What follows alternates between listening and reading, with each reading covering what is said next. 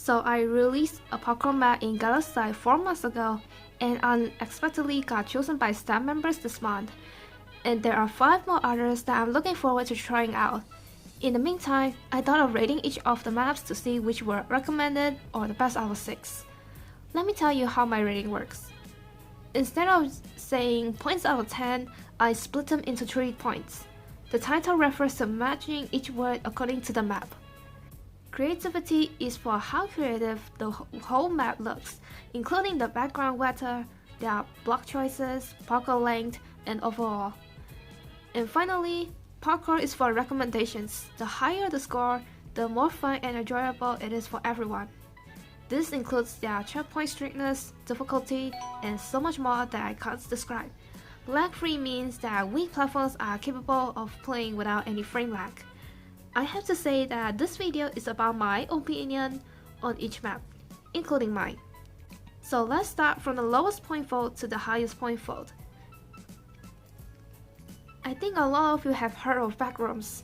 It's quite ingenious when you lean yourself around the corner just to find the checkpoint so you can teleport. The room itself matches well with the colors and designs. It even made a gap to switch rooms, which is why I find this acceptable. However, there's a small mistake about the background weather. If it were changed for nighttime, it would have been scarier. The portals are often used for stranger places, but instead some of them can be death traps. It's either scary or annoying. Then, the map has lack of parkour jumps and overall, it's pretty short and as soon as you figure it out. The title barely matches. It is 4 out of 5. The creativity is well done and nothing else. It is 9 out of 15. Unfortunately, the map has such a lack of parkour jumps that I had to give it a 4 out of 10. Overall, it is 17 out of 30. Is it lag-free for weak platforms? I believe so. Or Based Parkour is one of those Minecraft cores related building style, and their block choices for parkour jumps made a little blind to where to jump, although everything else was fine except the parkour jumps that were filled with glass. And I've noticed that they did put flags in each level. It doesn't lag on my phone, but it lags on my PC. So the title barely fits. It's a 4 out of 5. Their creativity isn't much and has already made some people blind, and I'm afraid I had to give it a 7 out of 15. The parkour difficulty isn't so bad, except they added more of the same jumps at the end. They make no difference in my opinion, so it's a 7 out of 10. Overall, it's 18 out of 30. Is it lag-free for weak platforms? Not really. Seasonal Island is a difficult map with a lot of twists and turns. Because the map has a time limit, less than 4% of the players are able to complete it. The time limit and the checkpoint strictness itself are so painful that I had to restart the time at least once to finish the whole map. If you fail once in one of those parkour jumps, you had to start all over on the same course. The title fits well with the parkour map. It's a 4 out of 5. The creativity is also well done, with a lot of designs and details, separated island with a lot of jumps. I have also found the secret. It's a 12 out of 15. The parkour strictness is really strict, even the jump itself. I only recommend this for real pro players, so it's a 5 out of 10. The total is 22 out of 30, and it's not that bad after all, and yes, this is lag-free for weak devices. And finally, here's mine. I had to go straight to voting. You can watch the preview video in the description if you like. At first, I had no idea what title I could think of better than that, so it's a 3 out of 5. My creativity is somewhat different. It looks plain at first, but as soon as you go further, more details and jumps coming before you get teleported to the surface level of the lab. I didn't build this alone, as I also want to say thanks to 2 of my friends for helping me build some of the floors.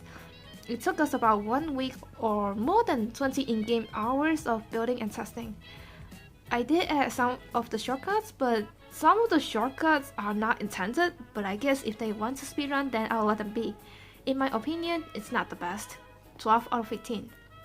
The parkour strictness is barely fair, and I was hoping they did not press the respawn button by accident when they mess up, because my parkour is so big that both of my phone and PC started to feel the lag as soon as I reached halfway.